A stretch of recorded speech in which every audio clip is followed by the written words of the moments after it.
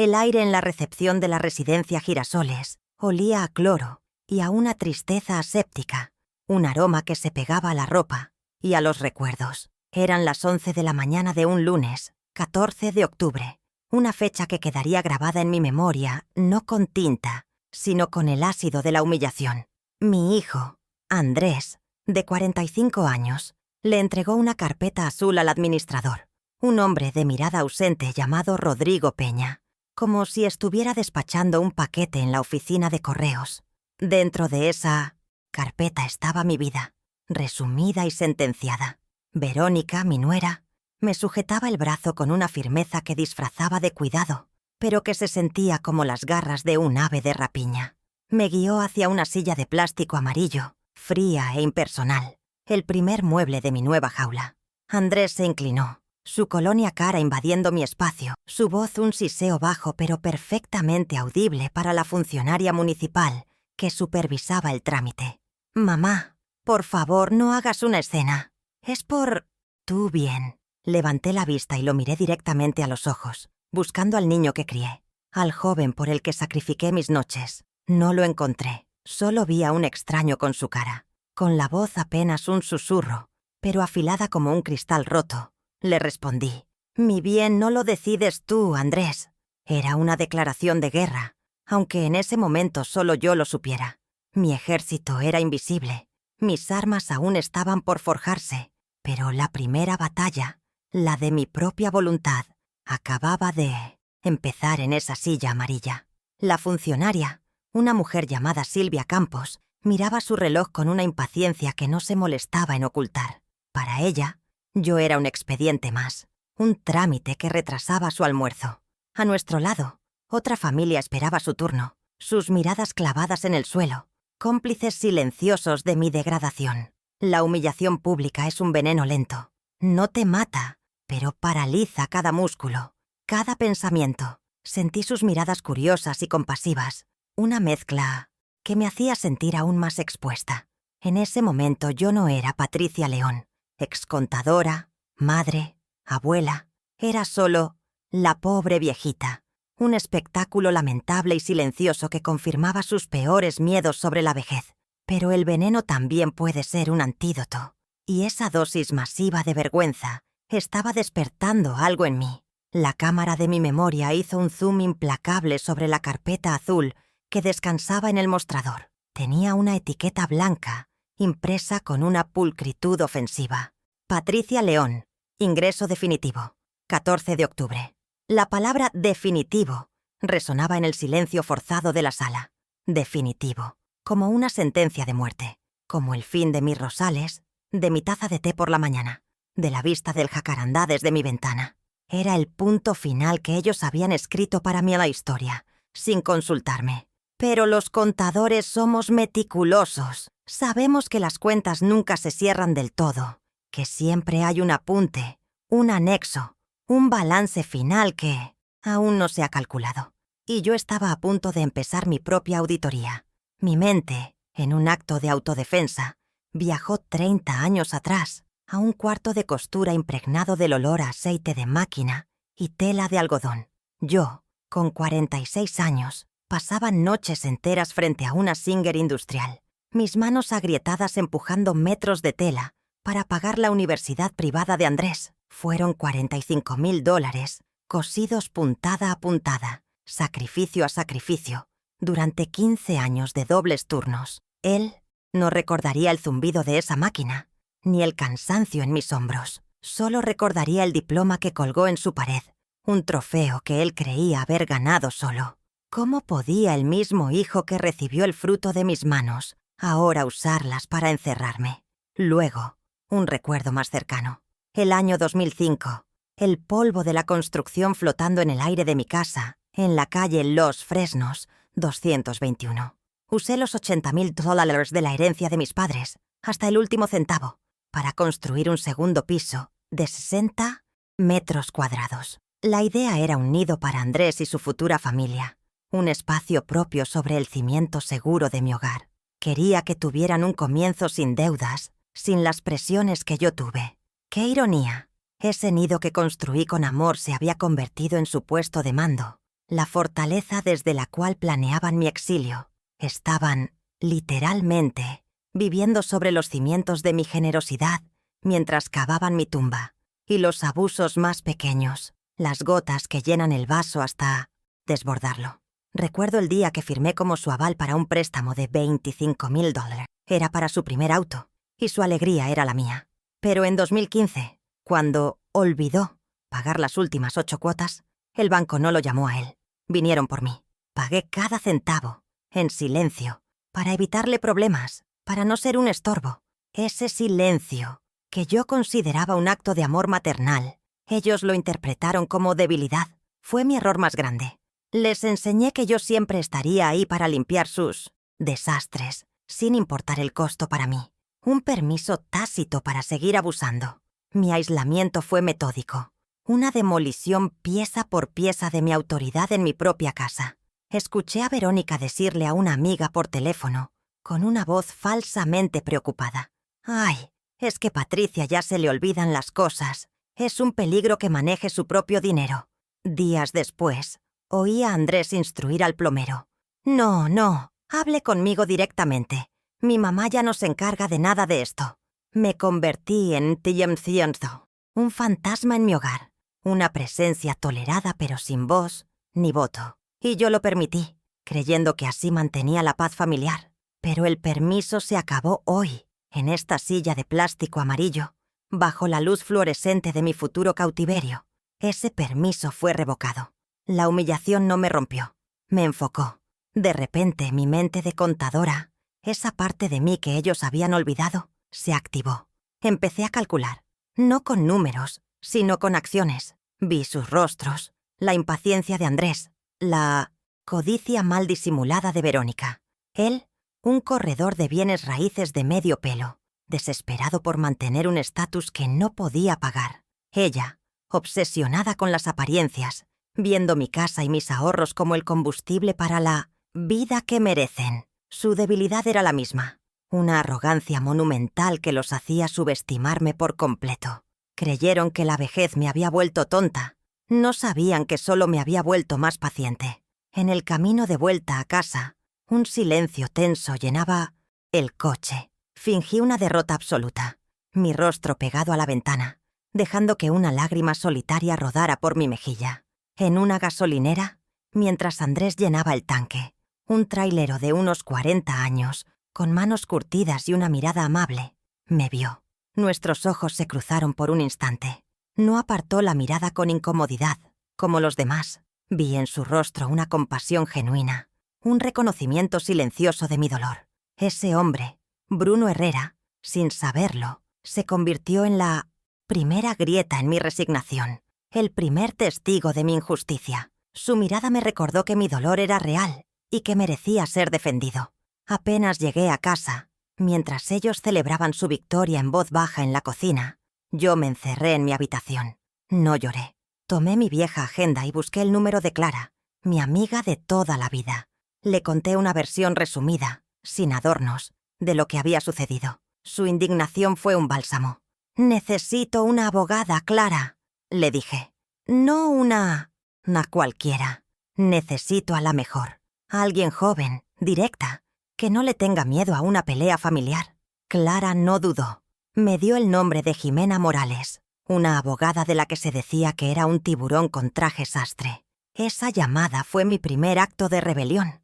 La guerra silenciosa había comenzado. Al día siguiente, a las 10 en punto, estaba sentada en el despacho de la licenciada Morales. Era un espacio moderno, de líneas limpias y sin distracciones, como ella. Joven, de unos 35 años, con una mirada que analizaba cada palabra. Le conté todo. Los dobles turnos en la fábrica, la herencia de mis padres invertida en el segundo piso, el préstamo del coche, las conversaciones que había escuchado. No la interrumpí con emociones, sino que le presenté los hechos como si estuviera rindiendo un informe anual. Ella escuchó con una atención absoluta, tomando notas en una libreta. Por primera vez en años, sentí que alguien no solo me oía, sino que me escuchaba de verdad. Cuando terminé, Jimena se quedó en silencio por un momento. Luego, hizo la pregunta que lo cambió todo. «¿Señora León?» ¿Recuerda haber firmado algún tipo de poder notarial para su hijo en los últimos años? La memoria afloró, nebulosa al principio, luego dolorosamente clara. Hacía 3 años. Andrés había venido con unos papeles, sonriente y servicial. Es para ayudarte con los trámites, mamá, para que no tengas que hacer filas en el banco, para pagarte las cuentas. Es solo una formalidad. Confié en él. Firmé donde me esfor, indicó sin leer la letra pequeña. El recuerdo me heló la sangre, porque entendí la magnitud de mi error antes de que ella lo explicara. Solicitaré una copia de inmediato, dijo Jimena, su voz ahora con un filo de acero. Pero por lo que me describe, es muy probable que haya firmado un poder notarial amplio, de administración y dominio. Me explicó lo que significaba. Le había dado a Andrés el control absoluto sobre todos mis bienes, presentes y futuros. La casa, mis ahorros de 50,000, mi pensión mensual de 1.200, todo. La abogada me mostró un ejemplo de la cláusula C en un documento similar. Facultades totales de administración y dominio. La frase era una sentencia. Me di cuenta con una claridad nauseabunda que yo misma le había entregado el arma con la que ahora me apuntaban al corazón. Nuestro primer movimiento fue estratégico y rápido. Al día siguiente, a primera hora, Jimena me acompañó a mi sucursal bancaria. Llevábamos una solicitud formal, redactada por ella, para obtener los extractos de los últimos 6 meses y, lo más importante, para revocar cualquier acceso de terceros a mis cuentas. El gerente, que siempre me había saludado con una sonrisa, ahora parecía nervioso. Vio el documento legal, mi firma firme y la mirada inquebrantable de mi abogada. No hizo preguntas. El empleado del banco tecleó en su computadora y con un clic, el cordón umbilical financiero que alimentaba el estilo de vida de mi hijo fue cortado. Fue un acto silencioso, casi anticlimático, pero sentí un poder inmenso en ese pequeño gesto. De vuelta en el despacho de Jimena, extendimos los extractos bancarios sobre la mesa. Eran el diario de la traición. Con un marcador rojo, la abogada y yo empezamos a resaltar los gastos. No eran necesidades, eran lujos. Cenas en restaurantes de moda por $300, compras en boutiques de lujo, fines de semana en hoteles caros. Y ahí estaba, la prueba definitiva.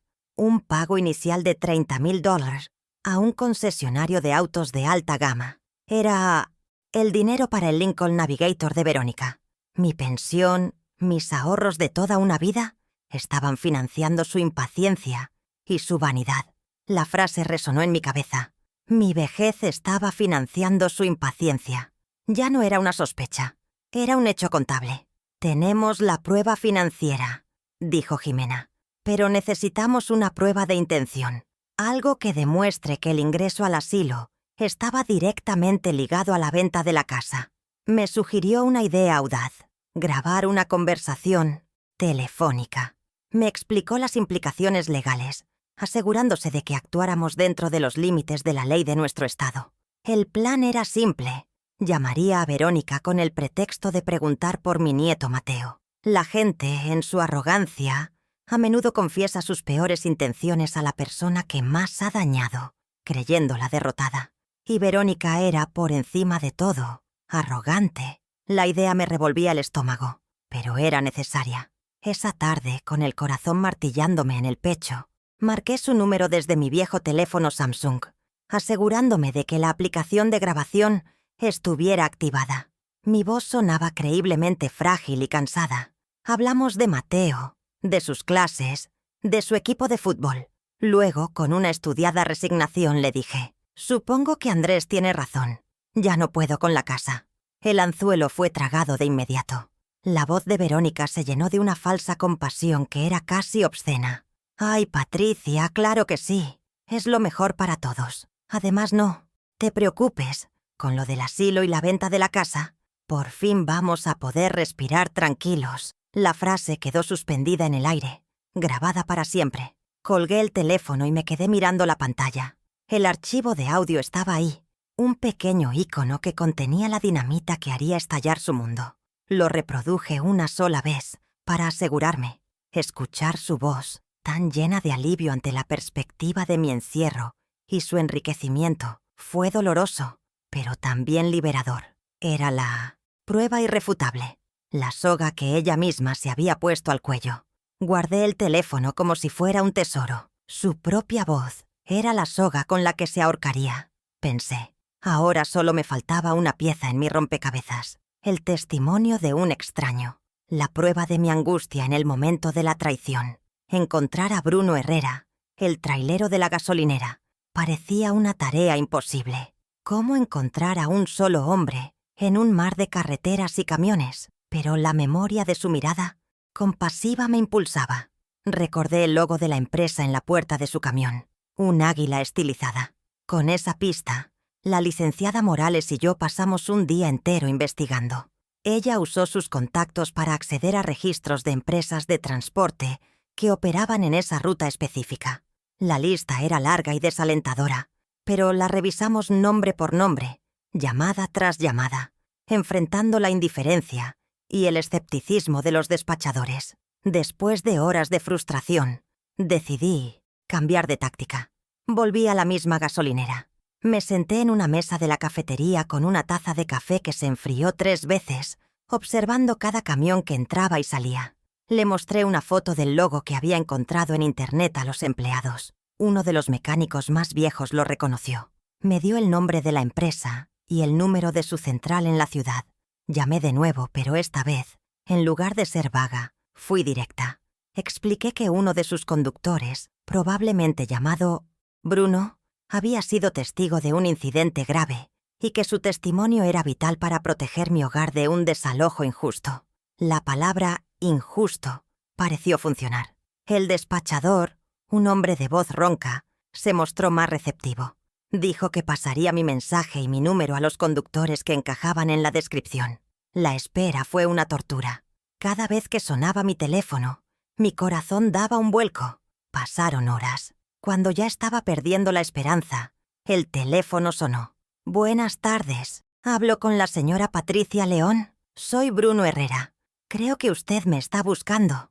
El alivio fue tan inmenso que casi se me quiebra la voz. Quedamos en vernos en esa misma cafetería a la mañana siguiente.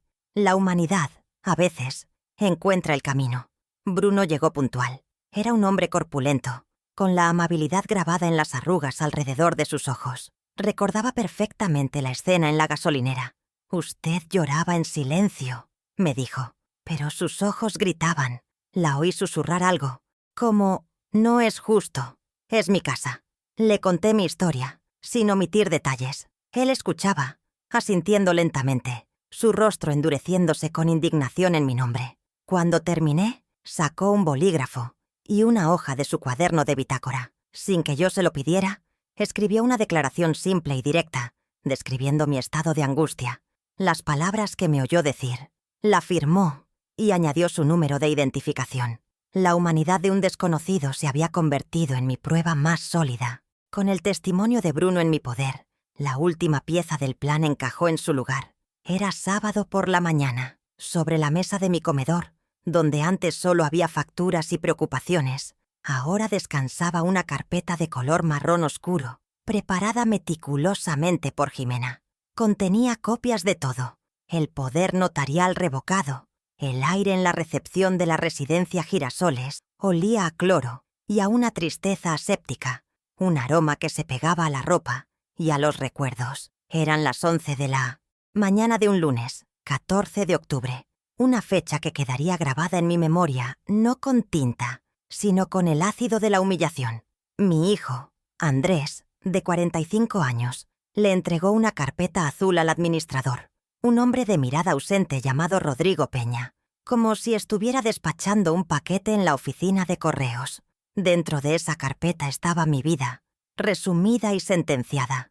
Verónica, mi nuera, me sujetaba el brazo con una firmeza que disfrazaba de cuidado, pero que se sentía como las garras de un ave de rapiña.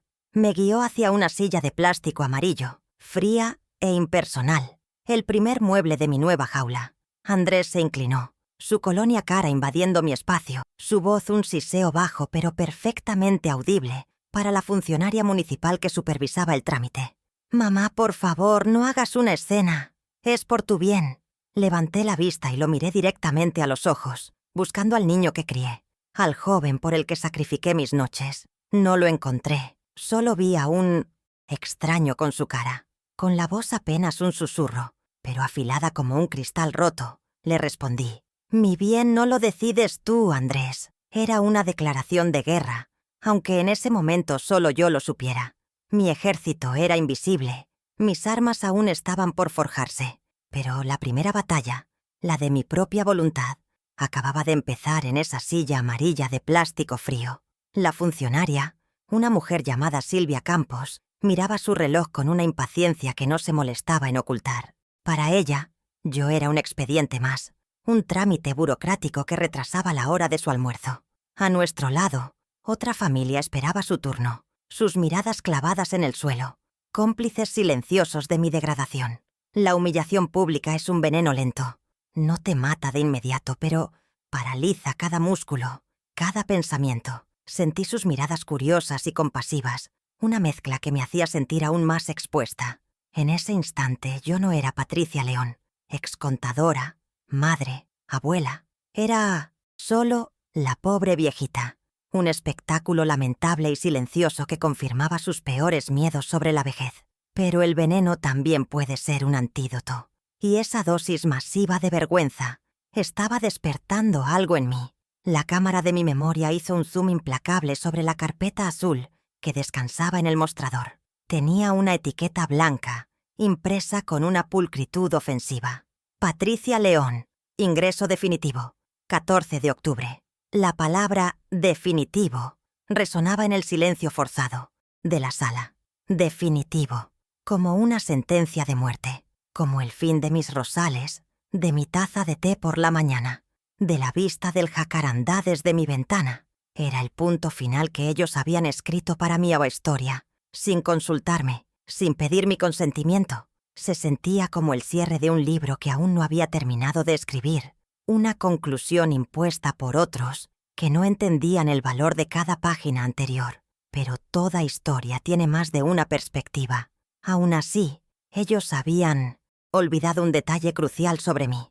Los contadores somos meticulosos por naturaleza. Sabemos que las cuentas nunca se cierran del todo, que siempre hay un apunte por conciliar, un anexo olvidado, un balance final que aún no se ha calculado. Y yo, en ese preciso momento, mientras sentía el frío del plástico a través de mi falda, estaba a punto de empezar mi propia auditoría, una auditoría forense de mi vida, de sus acciones, de cada centavo y cada sacrificio. Ellos habían presentado su balance, declarando mis activos como suyos y a mí como un pasivo. Pero se equivocaban. Estaban a punto de descubrir que yo llevaba un libro mayor impecable en mi memoria, y la cuenta de cobro estaba por emitirse. Mi mente, en un acto de autodefensa, viajó 30 años atrás, a un cuarto de costura impregnado del olor a aceite de máquina y tela de algodón. Yo, con 46 años, pasaba noches enteras frente a una Singer industrial, mis manos agrietadas empujando metros de tela para pagar la universidad privada de Andrés. Fueron $45,000, cosidos puntada a puntada, sacrificio a sacrificio, durante 15 años de dobles turnos. Él no recordaría el zumbido constante de esa máquina, ni el cansancio crónico en mis hombros. Solo recordaría el diploma enmarcado que colgó en su pared, un trofeo que él creía haber ganado por mérito propio. ¿Cómo podía el mismo hijo que recibió el fruto de mis manos ahora usar las suyas para encerrarme? Luego, un recuerdo más cercano, más doloroso. El año 2005. El polvo de la construcción flotando en el aire de mi casa, en la calle Los Fresnos, 221. Usé los $80,000 de la herencia de mis padres, hasta el último centavo, para construir un segundo piso de 60 metros cuadrados. La idea era un nido para Andrés y su futura familia, un espacio propio sobre el cimiento seguro de mi hogar.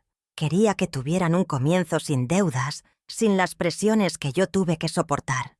¡Qué ironía tan cruel! Ese nido que construí con amor se había convertido en su puesto de mando.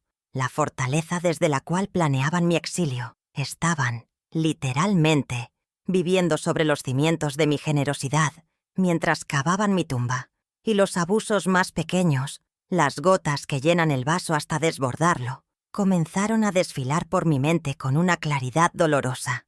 Recuerdo el día que firmé como su aval para un préstamo de $25,000. Era para su primer auto, un sedán modesto, pero que para él significaba el mundo, y su alegría era la mía. Vi en sus ojos la emoción de la independencia, la misma que yo había soñado para él mientras mis pies se hinchaban bajo la máquina de coser. Firmé en la línea punteada sin dudarlo, sintiendo que ese papel era solo otra puntada en el tejido de su futuro, una garantía de mi amor incondicional. Creía que estaba invirtiendo en su felicidad, sin darme cuenta de que estaba firmando un cheque en blanco para su futura ingratitud, estableciendo un precedente peligroso. Años después, en 2015, esa firma regresó para atormentarme. Recibí una llamada de un cobrador de deudas, su voz impersonal y dura. Andrés había olvidado pagar las últimas 8 cuotas. El banco, por supuesto, no lo llamó a él. Vinieron directamente por mí, la garante, la red de seguridad. Sentí una vergüenza profunda, no por la deuda, sino por la negligencia de mi hijo. Fui al banco esa misma tarde y liquidé el saldo pendiente con mis ahorros, en silencio, para evitarle problemas, para no ser un estorbo en su vida ocupada. Ese silencio que yo consideraba un acto de amor maternal, ellos lo interpretaron como debilidad, como una aceptación tácita de que yo siempre estaría ahí para limpiar sus desastres, sin importar el costo para mí. Fue mi error más grande. Mi aislamiento fue metódico, una demolición pieza por pieza de mi autoridad en mi propia casa. Escuché a Verónica decirle a una amiga por teléfono, con una voz falsamente preocupada, que se filtraba desde su balcón. «Ay, es que Patricia ya se le olvidan las cosas. Es un peligro que maneje su propio dinero». Estaba podando mis rosales cuando sus palabras me llegaron como un veneno sutil. Días después, oí a Andrés instruir al plomero que había venido a arreglar una fuga en mi baño. No, hable conmigo directamente. Mi mamá ya no se encarga de nada de esto. Me trataba como a una niña, como a una incapaz frente a un extraño, usurpando mi rol en el hogar que yo misma había construido. Me convertí en un fantasma en mi hogar, una presencia tolerada pero sin voz ni voto. Verónica comenzó a redecorar la sala, cambiando los muebles que yo había elegido con tanto esmero, sin siquiera consultarme. «Necesitamos un aire más moderno, suegra», decía con una sonrisa que no le llegaba a los ojos. Andrés tomó el control de las cuentas del hogar, interceptando el correo antes de que yo pudiera verlo, con la excusa de facilitarme la vida. Cada uno de estos actos era un ladrillo más en el muro que construían a mi alrededor, aislándome, reduciéndome a una figura decorativa en el museo de mi propia vida. Y yo, por evitar el conflicto, por anhelar una paz familiar que ya no existía, lo permití. Mi mente, en un acto de autodefensa, viajó 30 años atrás, a un cuarto de costura impregnado del olor a aceite de máquina y tela de algodón. Yo, con 46 años, pasaba noches enteras frente a una Singer industrial, mis manos agrietadas empujando metros de tela para pagar la universidad privada de Andrés. Fueron $45,000, cosidos puntada a puntada, sacrificio a sacrificio, durante 15 largos años de dobles turnos en la fábrica textil. Él no recordaría el zumbido constante de esa máquina, ni el cansancio crónico en mis hombros, que se sentía como una carga física permanente. Él solo recordaría el diploma enmarcado que colgó en su pared, un trofeo que él creía haber ganado únicamente por su propio mérito. ¡Qué ironía tan cruel! Las mismas manos que habían trabajado hasta el agotamiento para tejer su futuro eran ahora las que, según él, temblaban demasiado para firmar un cheque. La misma mente que había calculado cada centavo para estirar el presupuesto familiar era la que, según Verónica, ya no era capaz de administrar mi propia pensión. Ellos habían editado mi historia, borrando los capítulos de sacrificio y dejando solo la imagen de una anciana frágil y confundida. Pero la memoria de una contadora es un libro mayor impecable, y cada una de esas puntadas, cada noche en vela, estaba registrada en una cuenta de cobro que, hasta ese día, había permanecido inactiva. El balance estaba a punto de cambiar. Luego, un recuerdo más cercano, más doloroso. El año 2005. El polvo de la construcción flotando en el aire de mi casa, en la calle Los Fresnos, 221. Usé los $80.000 de la herencia de mis padres, hasta el último centavo, para construir un segundo piso de 60 metros cuadrados. La idea era un nido para Andrés y su futura familia, un espacio propio sobre el cimiento, seguro de mi hogar. Quería que tuvieran un comienzo sin deudas, sin las presiones que yo tuve que soportar en mis primeros años de matrimonio. Supervisé a los albañiles, elegí los acabados, imaginé a mis futuros nietos corriendo por esos pasillos. Fue un acto de amor puro, el legado de mis padres transformado en un futuro para mi hijo.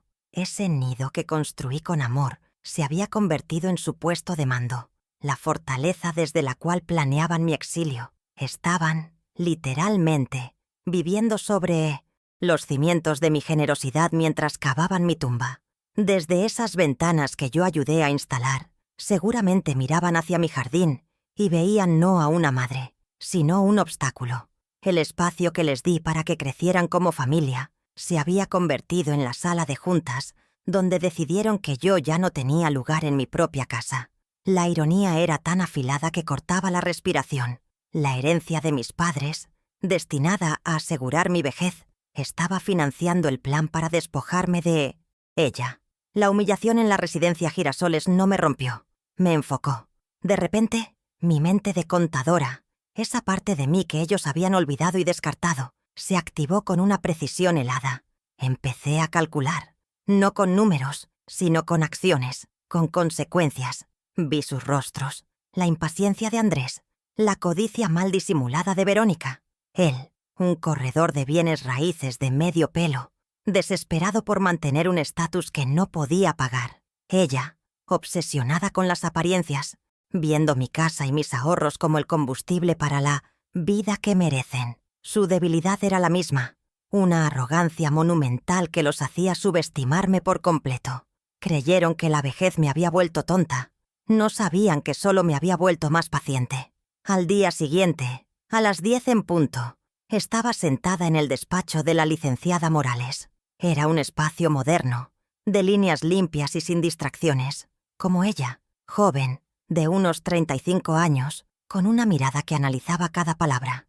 Le conté todo, los dobles turnos en la fábrica, la herencia de mis padres invertida en el segundo piso, el préstamo del coche, las conversaciones que había escuchado. No la interrumpí con emociones, sino que le presenté los hechos como si estuviera rindiendo un informe anual. Ella escuchó con una atención absoluta, tomando notas en una libreta. Por primera vez en años, sentí que alguien no solo me oía, sino que me escuchaba de verdad, validando el peso de cada sacrificio que ellos habían decidido ignorar. Cuando terminé, Jimena se quedó en silencio por un momento, sus ojos fijos en sus notas. Luego, hizo la pregunta que lo cambió todo. «Señora León, ¿recuerda haber firmado algún tipo de poder notarial para su hijo en los últimos años?» La memoria afloró, nebulosa al principio, luego dolorosamente clara. Hacía 3 años, Andrés había venido con unos papeles, sonriente y servicial. «Es para ayudarte con los trámites, mamá, para que no tengas que hacer filas en el banco, para pagarte las cuentas. Es solo una formalidad». Confié en él. Firmé donde me indicó, sin leer la letra pequeña. El recuerdo me heló la sangre, porque entendí la magnitud de mi error antes de que ella lo explicara. Le había entregado el arma con la que ahora me apuntaban al corazón. «Solicitaré una copia de inmediato», dijo Jimena, su voz ahora con un filo de acero. Unas horas más tarde teníamos el documento en su pantalla. Hizo un zoom implacable en la cláusula C.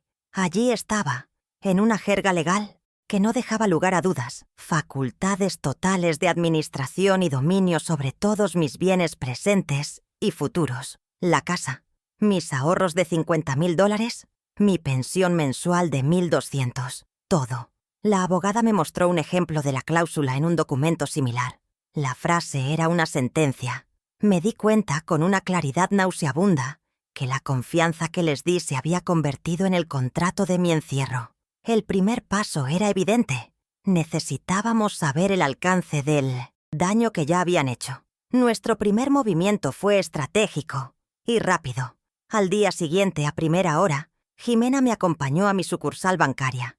Llevábamos una solicitud formal, redactada por ella, para obtener los extractos de los últimos 6 meses y, lo más importante, para revocar cualquier acceso de terceros a mis cuentas. El gerente, que siempre me había saludado con una sonrisa, ahora parecía nervioso.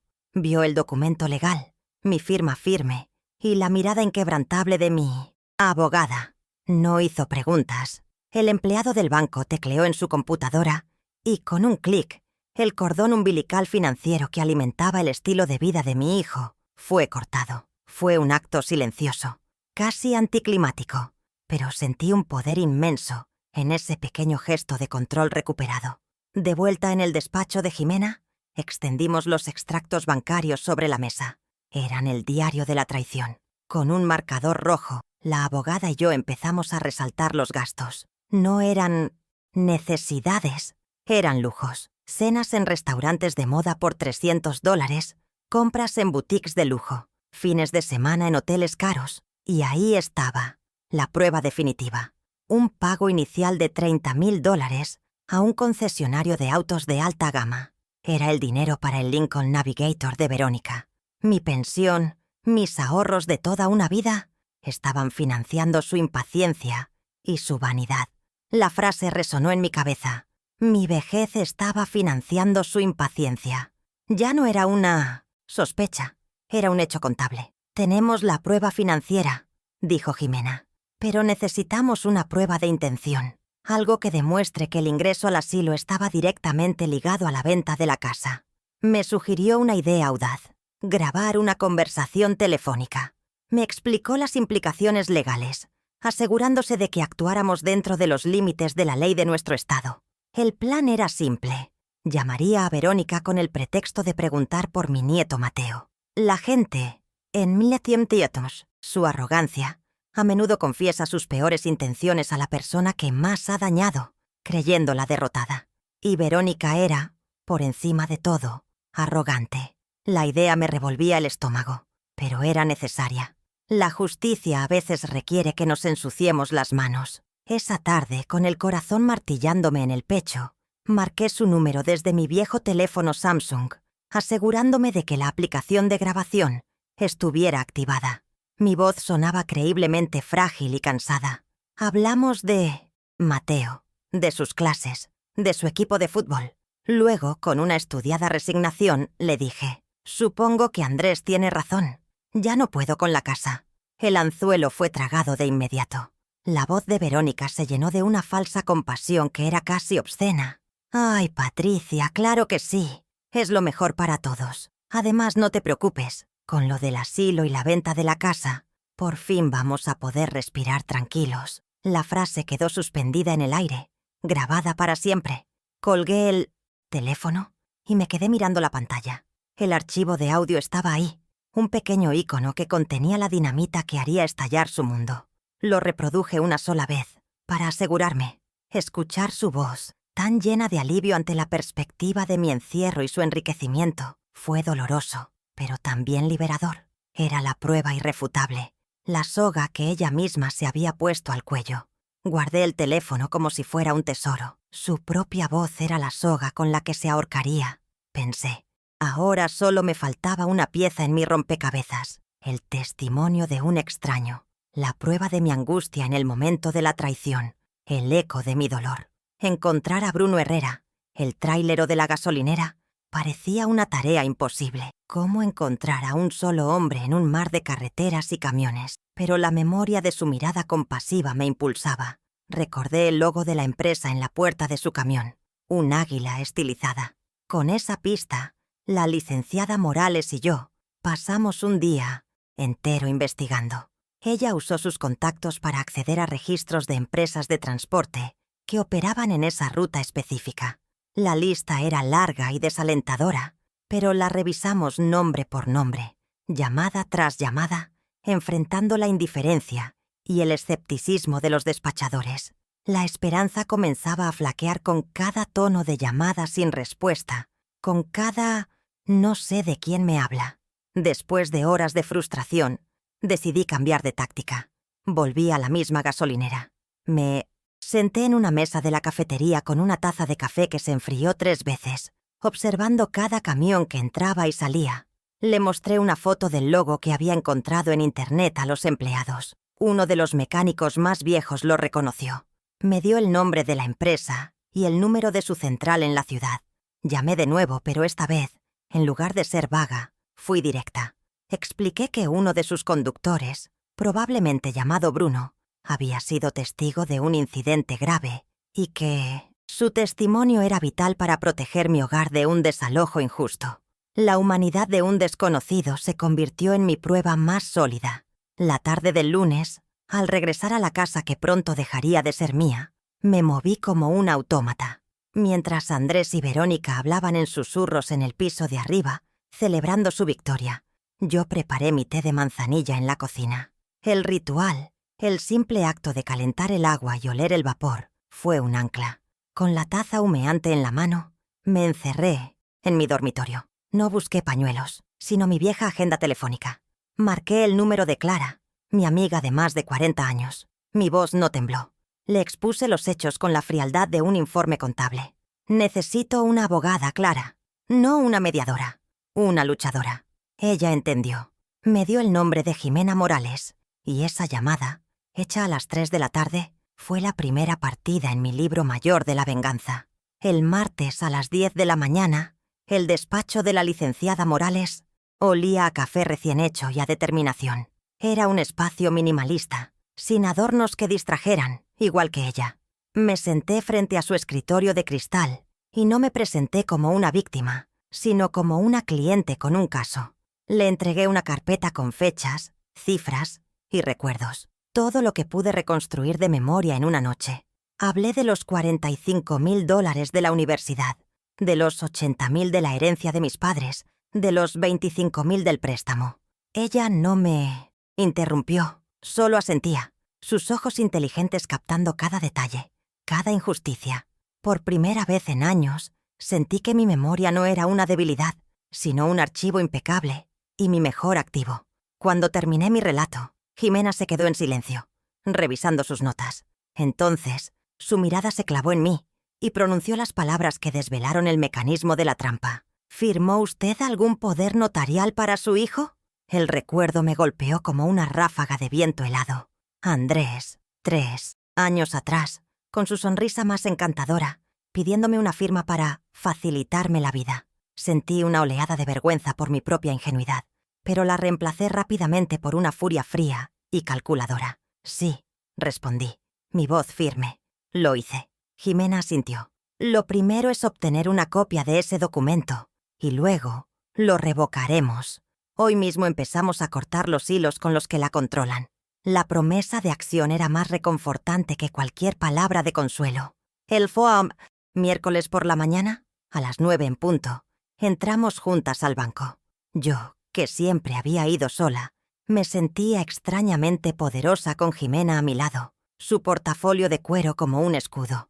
El gerente, que me conocía de toda la vida, se puso visiblemente nervioso al ver a la abogada. Jimena le entregó un documento redactado con una precisión legal que no admitía réplicas. Solicitamos la revocación inmediata de cualquier acceso de terceros a mis cuentas y los extractos bancarios de los últimos 6 meses. El empleado tecleó en su computadora y con un clic silencioso, el grifo financiero del que bebían mi hijo y mi nuera se cerró. Sentí una vibración, un temblor de poder que recorría mis venas. La primera fase de mi plan estaba completa.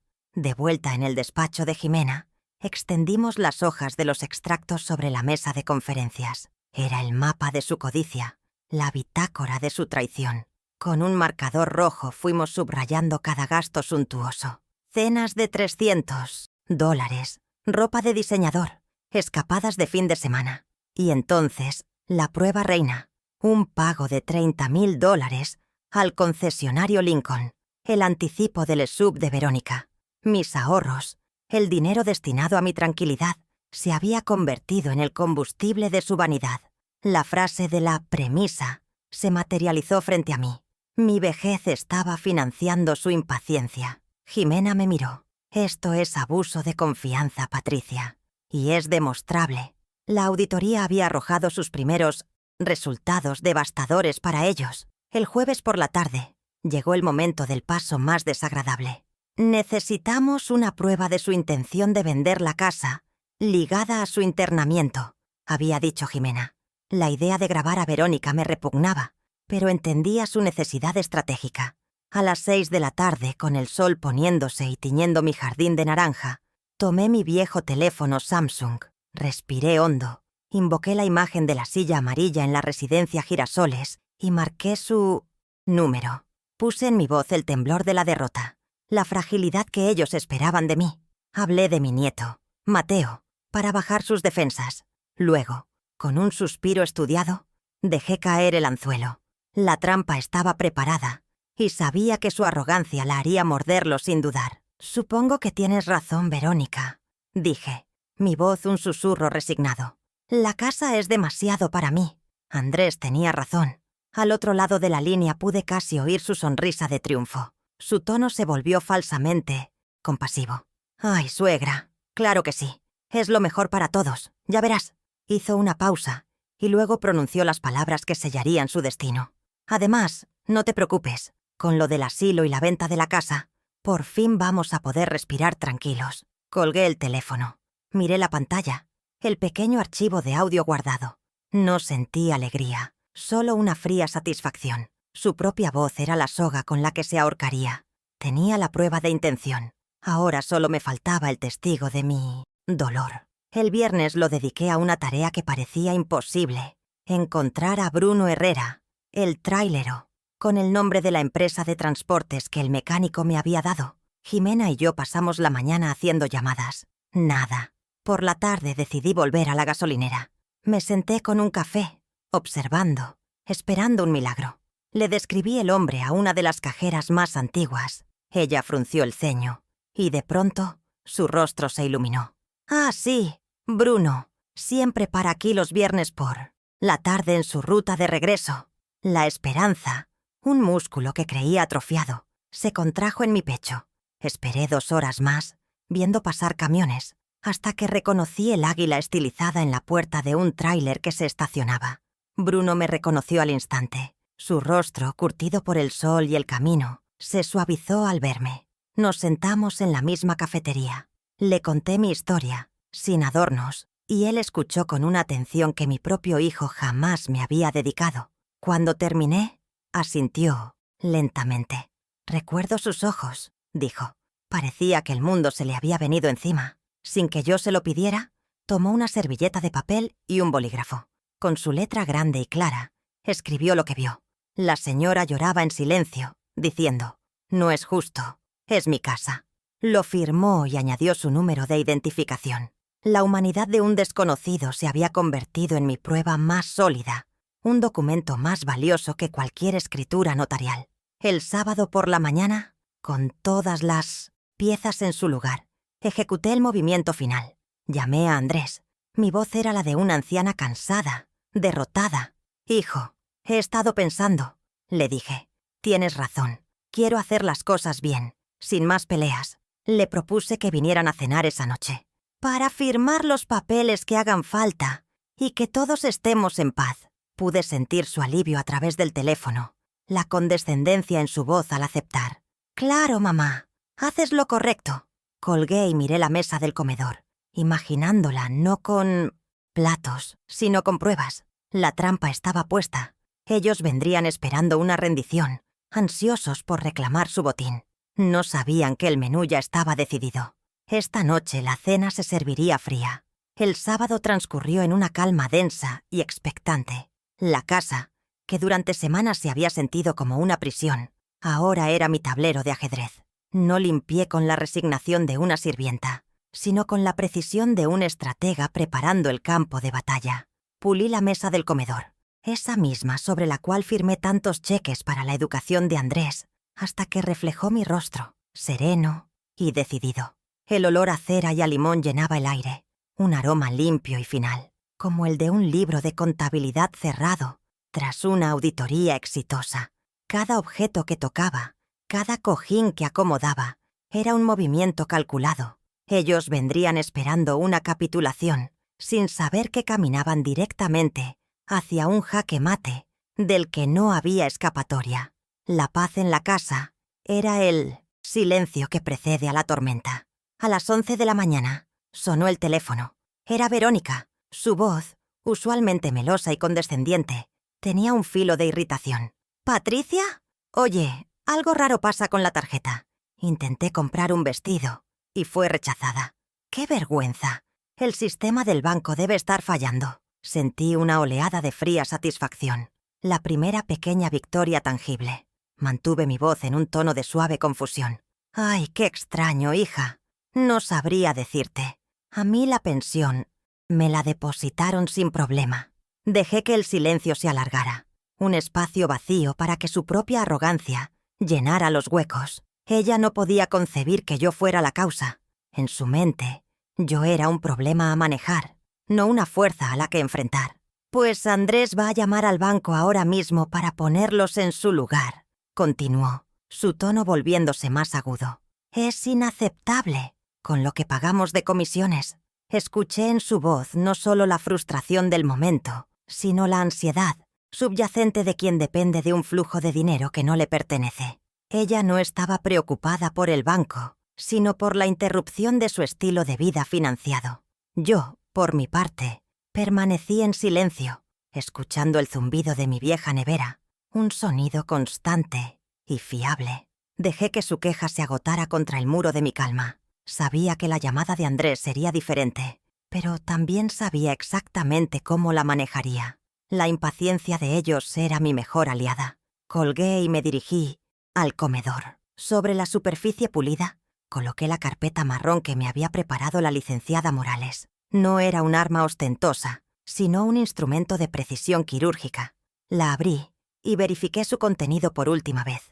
Los extractos bancarios, con los gastos de lujo resaltados en un rojo casi sangriento, estaban al frente. Detrás, una copia notariada del poder notarial que me hicieron firmar, junto al documento fresco y oficial de su revocación, fechado 3 días antes. Y al final, la hoja de papel arrancada de una bitácora, con la letra firme de Bruno Herrera. Cada documento era un clavo en el ataúd de sus mentiras. Toqué el papel, sintiendo el peso de la verdad en mis dedos. Luego, saqué mi viejo teléfono Samsung del bolsillo de mi delantal. Abrí la aplicación de grabación y busqué el archivo. Presioné reproducir, bajando el volumen para que solo yo pudiera oírlo. La voz de Verónica, llena de un falso afecto y una codicia real, llenó el silencio. «Con lo del asilo y la venta, por fin vamos a poder respirar tranquilos». Escucharla de nuevo no me produjo dolor, sino una claridad helada. Era la prueba irrefutable de la premeditación. Apagué la pantalla y coloqué el teléfono junto a la carpeta, como una pieza más del arsenal.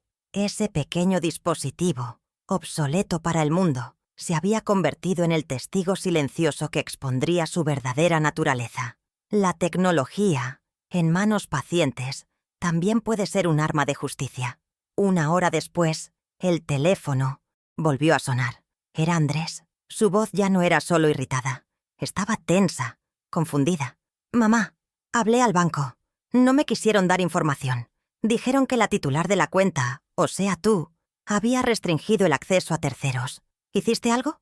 La pregunta no era una acusación directa, sino una sonda lanzada en la oscuridad. Su arrogancia aún no le permitía creer que yo pudiera haber actuado en su contra. Esperaba que yo le diera una explicación que encajara en su visión de mí como una anciana, despistada. Era el momento de asestar el golpe de gracia a su confianza, el que aseguraría su presencia en mi mesa esa noche. Invoqué toda la fragilidad que había fingido durante años. Mi voz sonó delgada, casi temblorosa. «¿Yo, hijo? ¿Cómo crees, si apenas sé usar el cajero automático? Debe ser un error del sistema, de esos de las computadoras. Por eso mismo los invité a cenar, para que me ayuden a revisar todos estos papeles del banco y de la casa. Ya no puedo sola. Me confundo mucho». Les serví en bandeja de plata la misma narrativa que ellos habían construido para mí. Sentí cómo su tensión se disipaba al otro lado de la línea, reemplazada por una condescendencia familiar. «Claro, mamá. No te preocupes. Esta noche lo arreglamos todo». Cayeron en la trampa. Una trampa construida con sus propias percepciones sobre mí. Las horas siguientes pasaron lentamente. El sol de la tarde se filtraba por las ventanas, dibujando largas sombras en el suelo.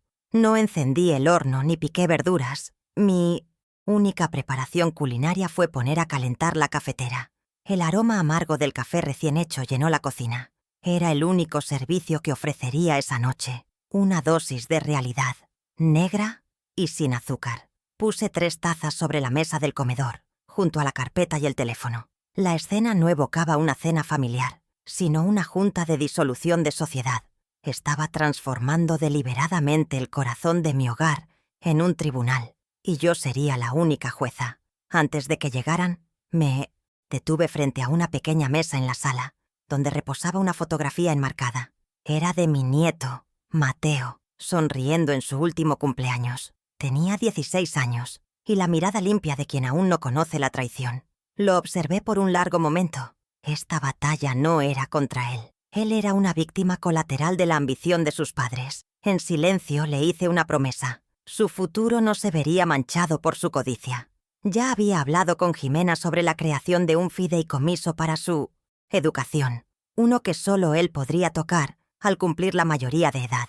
Mi venganza no era ciega, era precisa y sabía perfectamente a quién proteger. A las 8 en punto de la noche, el timbre sonó, puntual y estridente. A través de la cortina vi las luces del Lincoln Navigator apagarse en la entrada. Vi sus siluetas recortadas contra la luz del porche. Andrés sosteniendo una elegante carpeta de cuero, la herramienta de mi desahucio. Respiré hondo, no por nerviosismo, sino para oxigenar mi determinación. Alisé mi vestido, sentí el suelo firme bajo mis pies y caminé hacia la puerta. Mi corazón latía con un ritmo calmado y poderoso, como el de un corredor de fondo en el último kilómetro de la carrera. Abrí la puerta. Sus sonrisas, llenas de una confianza mal disimulada, fueron lo primero que vi. «Pasen», dije, mi voz tan serena como la superficie de un lago profundo. Los estaba esperando. Los recibí en el umbral de la puerta, la misma que Andrés había cruzado miles de veces, primero en mis brazos y luego con la arrogancia de quien se siente dueño. Verónica llevaba un vestido de seda que seguramente había costado la mitad de mi pensión mensual, y Andrés sostenía una carpeta de cuero brillante, el arma con la que pretendía ejecutar mi rendición final. Sus sonrisas eran una mezcla de condescendencia y alivio, las de unos herederos impacientes que finalmente reciben la noticia que tanto esperaban. Los conduje al comedor, donde la mesa de roble pulido no exhibía una cena de reconciliación, sino 3 tazas de café negro, ya tibio, y el silencio expectante de un tribunal. El aroma amargo del café era el único banquete que les ofrecería esta noche. «Qué bueno que vinieron», dije, mi voz serena rompiendo el tenso silencio. Me senté en la cabecera, el lugar que siempre había sido mío. Antes de firmar cualquier cosa, me gustaría ver los papeles que trajeron. Andrés, con un gesto magnánimo, deslizó la carpeta de cuero sobre la mesa. El sonido fue suave, casi un susurro, pero en la quietud de la habitación resonó como un veredicto. Abrió la carpeta y extrajo un documento titulado «Cesión voluntaria de derechos de propiedad». Sus ojos buscaron los míos, esperando la gratitud de una anciana confundida a la que le simplifican la vida. No moví un músculo para tomar el documento. Dejé que sus palabras y su papel quedaran suspendidos en el aire, una oferta envenenada que me negaba a aceptar. Con un movimiento lento y deliberado, ignoré su documento y puse mi propia carpeta, la de cartón marrón y sin adornos, sobre la mesa. La abrí. «Interesante», comenté, refiriéndome a su papel sin mirarlo. «Pero creo que hay una contabilidad pendiente que debemos revisar primero. Hablemos de gastos». Saqué la primera pila de hojas. Los extractos bancarios de los últimos 6 meses. Las líneas de gastos suntuosos, resaltadas en un rojo casi violento, parecían heridas abiertas sobre el papel. Deslicé la hoja superior hacia ellos, apuntando con mi dedo índice a un pago específico de $30,000. Levanté la vista y clavé mis ojos en los de mi hijo. «¿Este Lincoln Navigator?», pregunté, mi voz sin inflexión. «¿Se pagó solo?». La sonrisa de Andrés no se congeló, se rompió. Verónica, recuperándose del impacto inicial, soltó una risa forzada, un sonido agudo y desagradable. «Ay, Patricia, por favor. Siempre te enredas con los números. No entiendes de finanzas modernas. Andrés te ha estado ayudando, administrando todo para que no tuvieras que preocuparte». Se inclinó hacia adelante. Su tono ahora era el de una maestra paciente con una alumna lenta. «Ese dinero es una inversión, algo que tú no puedes comprender». Su condescendencia era el gatillo que esperaba. Era la arrogancia que la haría caer de lleno en la siguiente fase de mi plan. Ella me estaba dando la entrada perfecta, creyendo que su palabra era suficiente para desarmar la evidencia impresa que tenía delante. No sabía que yo tenía un arma mucho más poderosa. «Tienes razón, Verónica. Quizás los números impresos son confusos», admití con una calma que los descolocó. Saqué de mi bolsillo mi viejo teléfono Samsung, un aparato que ellos consideraban una reliquia. Lo coloqué sobre la mesa, su pantalla gastada contrastando con el brillo de su SUV recién comprado. Mis dedos, que ellos creían torpes, se movieron con una precisión familiar. Presioné el icono de reproducción. El silencio del comedor fue profanado por la voz de mi nuera, clara y nítida, llena de un alivio cruel con lo del asilo y la venta. «Por fin vamos a poder respirar tranquilos». Verónica empalideció. El color huyó de su rostro como si hubiera visto un fantasma. El fantasma de sus propias palabras, resucitado para condenarla. Andrés se puso de pie de un salto, la silla raspando violentamente contra el suelo de madera. Su rostro estaba congestionado por la furia. «¡Estás loca! ¿Nos grabaste?», gritó, perdiendo por completo la compostura. Señaló la carpeta que yo había traído. «Nada de... Eso importa. Tengo un poder notarial que me da derecho a todo.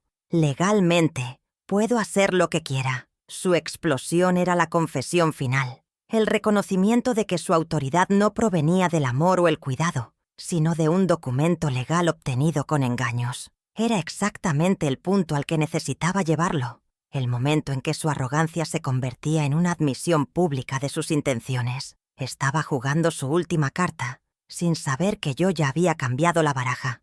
«Ah, sí, el poder notarial», dije, mi voz apenas un susurro en la tormenta de su ira. Saqué el siguiente documento de mi carpeta y lo puse sobre la mesa, encima de los extractos bancarios. Era una copia del poder que me hizo firmar hacía 3 años. «Este poder, firmado por la confianza ciega de una madre».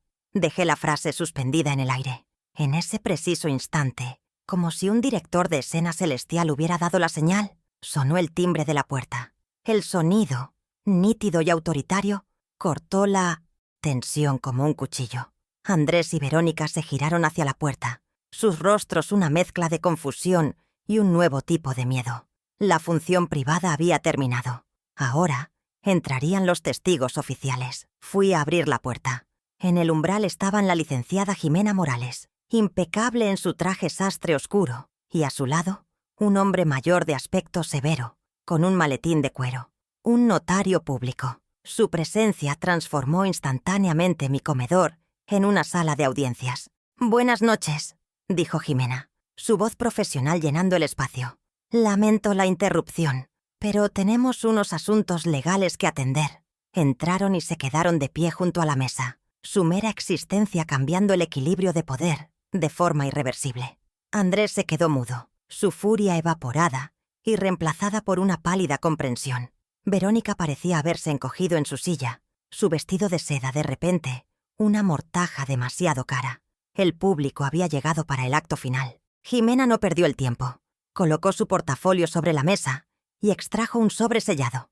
«Andrés, Verónica», comenzó, «les informo que, con fecha del pasado miércoles, el poder notarial amplio que la señora Patricia León les otorgó ha sido formalmente revocado ante notario». Colocó el documento de revocación junto al poder original. «Además», continuó, entregándole el sobre a Andrés, «esta es una notificación formal. El acceso a todas las cuentas bancarias de la señora León ha sido restringido a ella como única titular. Se iniciará un proceso para exigir la restitución de los $30,000 dispuestos sin justificación para la compra de un vehículo». El primer martillo había caído. Su fuente de ingresos se había secado para siempre.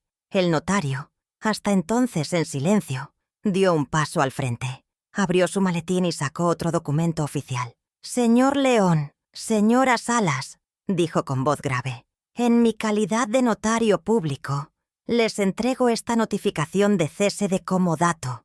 Dado que ustedes ocupan el segundo piso de esta propiedad sin un contrato de arrendamiento, en calidad de préstamo de uso, la propietaria, la señora Patricia León, les solicita formalmente la desocupación del inmueble. Tienen un plazo legal de 30 días para desalojar la vivienda». El segundo martillo cayó con un peso aún mayor. No solo habían perdido el dinero, ahora perdían el techo que mi generosidad les había proporcionado. Sus rostros eran máscaras de incredulidad y desesperación. Ellos estaban rotos, en silencio, procesando la demolición total de su mundo, en menos de 5 minutos. Fue entonces cuando yo hablé de nuevo, mi voz tranquila pero inflexible, asestando el golpe final. No era legal, no era financiero, era moral. Extendí mi mano abierta sobre la mesa, con la palma hacia arriba. «Verónica», dije, mirándola directamente a los ojos por primera vez en toda la noche. «Las llaves del Lincoln Navigator. Ahora». Por un momento dudó, un último espasmo de desafío, pero mi mirada no flaqueó. Con un movimiento tembloroso, metió la mano en su bolso de diseñador y sacó las llaves. Las dejó caer sobre la mesa. El tintineo metálico fue el sonido de su capitulación, el eco de su dignidad rota. Se levantaron sin decir una palabra más. No había nada que decir. Sus planes, su futuro, su estatus, todo yacía en ruinas sobre mi mesa de comedor. Salieron de la casa, cerrando la puerta detrás de ellos con un clic suave y definitivo. Me quedé sentada en la cabecera de la mesa, observando el campo de batalla, los extractos manchados de rojo, los documentos legales que restauraban mi soberanía y las llaves de un auto de lujo que representaba todo lo que habían intentado robarme. La licenciada Morales y el notario recogieron sus papeles en un silencio respetuoso. El café en mi taza estaba completamente frío. No importaba. La venganza, después de todo, es un plato que se sirve así. Había ganado. Ha pasado un mes desde aquella noche. 30 días de un silencio que ya no es opresivo, sino expansivo. El segundo piso de mi casa está vacío, despojado de los muebles caros y la energía tensa que lo habitaba. Un discreto letrero de «Se alquila», colocado por una agencia inmobiliaria que yo misma contraté, cuelga ahora del balcón. Cada mañana lo veo desde mi jardín y no siento nostalgia ni rencor, sino una profunda sensación de alivio. El aire en mi hogar es más ligero, como si las paredes finalmente pudieran respirar. La casa vuelve a ser mía, no solo en las escrituras, sino en su esencia. He recuperado los 60 metros cuadrados de mi paz, el espacio que mi generosidad construyó y que mi determinación tuvo que reclamar. No supervisé su mudanza. No quise contaminar mi victoria con el espectáculo de su derrota.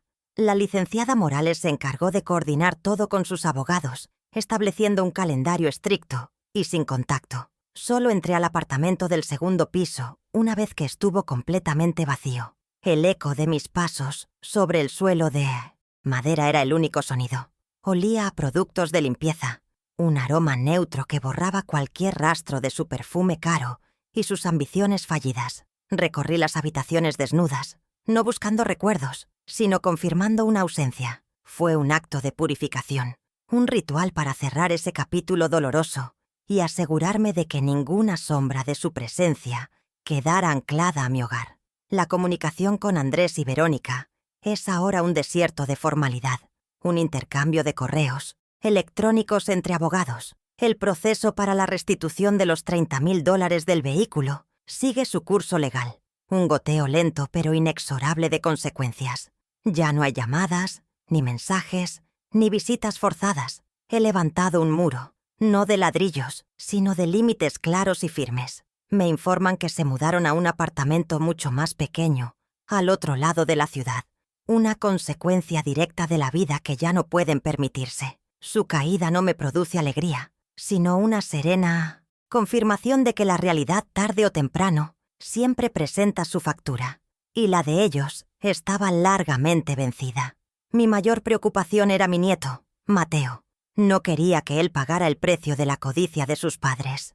Una semana después de la confrontación, me reuní con Jimena y un asesor financiero, con una parte de mis ahorros y con el dinero que obtuve de la venta inmediata de ese ridículo Lincoln Navigator.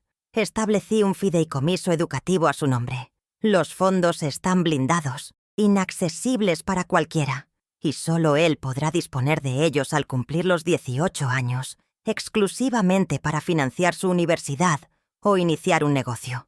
Es mi manera de asegurarme de que al menos una parte del legado de mis padres cumpla su propósito original: construir un futuro, no financiar una farsa.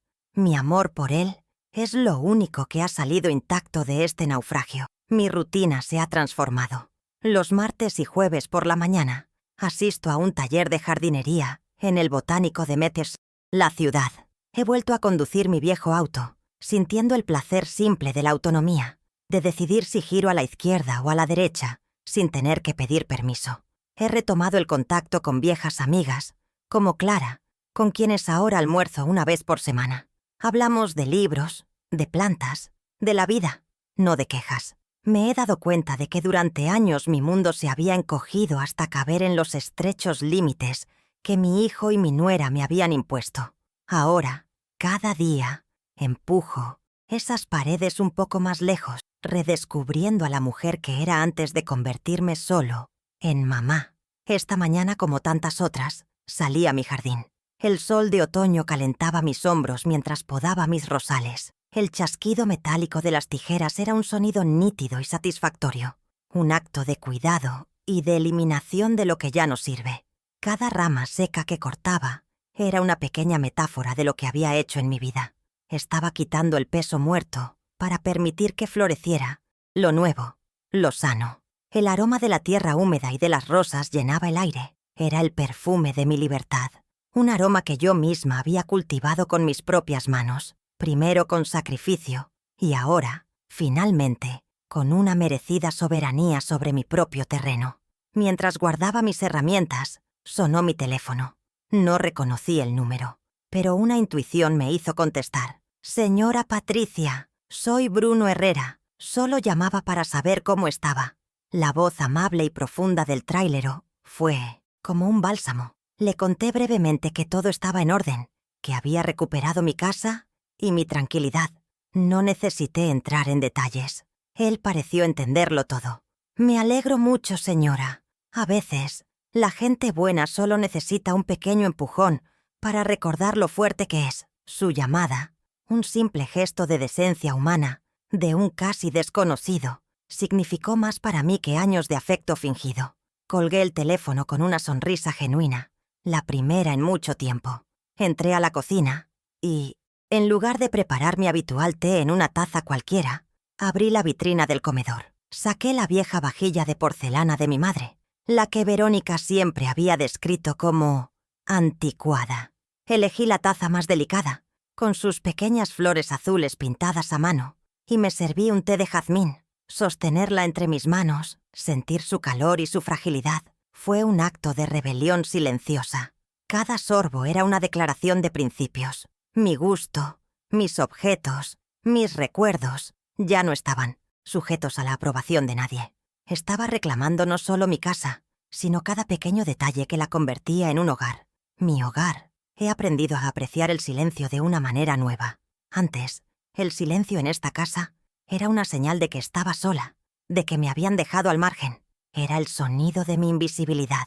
Ahora, el silencio es paz. Es el espacio que necesito para escuchar mis propios pensamientos, para leer un libro sin interrupciones, para simplemente estar. Es un silencio elegido, no impuesto.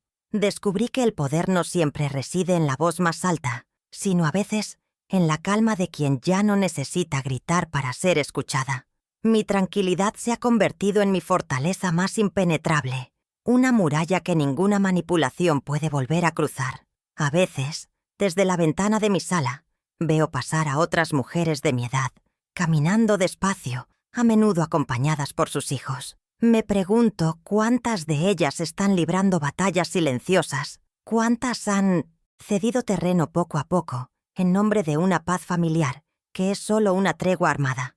Las miro y siento una nueva solidaridad, un entendimiento profundo del delicado equilibrio entre el amor y el autorrespeto. Ya no me veo como una víctima, sino como una veterana de una guerra que muchas mujeres enfrentan en la intimidad de sus hogares. Y si mi historia pudiera servir de algo, sería para recordarles que la contabilidad del alma siempre debe cuadrar a nuestro favor. El sol se está poniendo, tiñendo de un naranja suave las flores del jacarandá que se ve desde mi ventana. La casa está en calma. Sobre la mesa del comedor, donde una vez se sentaron la traición y la codicia, ahora solo hay un libro abierto y mi taza de té vacía. No sé qué depara el futuro, ni si algún día podré perdonar a mi hijo, pero esa ya no es la pregunta que me mantiene despierta por la noche. He aprendido que la reconstrucción empieza por uno mismo, por los cimientos. He reforzado los míos con límites de acero y con el redescubrimiento de mi propio valor, un activo que no aparece en ningún estado de cuenta, pero que es, al final, el único patrimonio que realmente importa. Me enseñaron que una buena madre se sacrifica en silencio, que su amor se mide por la cantidad de pedazos de sí misma que está dispuesta a regalar.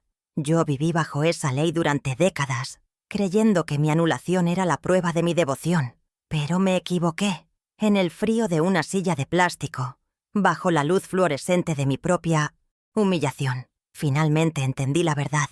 Aprendí, sola y a los 72 años, que una mujer digna no se define por lo que soporta, sino por lo que se niega a tolerar. Una mujer digna, al final, no se defiende con lágrimas, sino con hechos.